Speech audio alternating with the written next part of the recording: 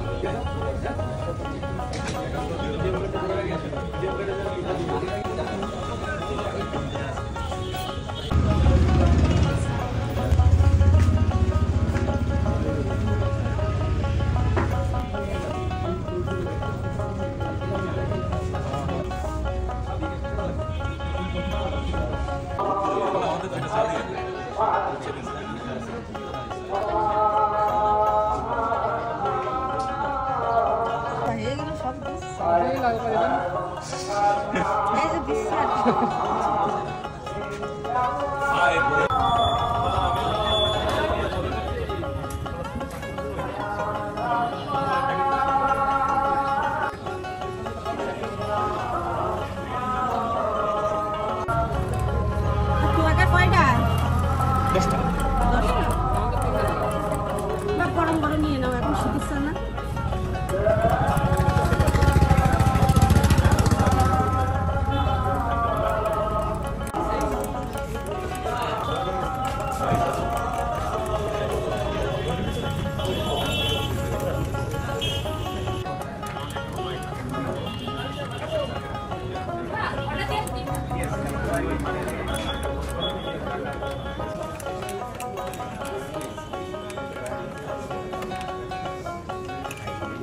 দর্শক, দেখতেই পাচ্ছেন তৈরি হয়ে গেল যশোর ধর্মতলা মোড়ের বিখ্যাত সেই দুধ চা। সময় পেলে আপনিও আসতে পারেন সুস্বাদু এই চায়ের স্বাদ নিতে।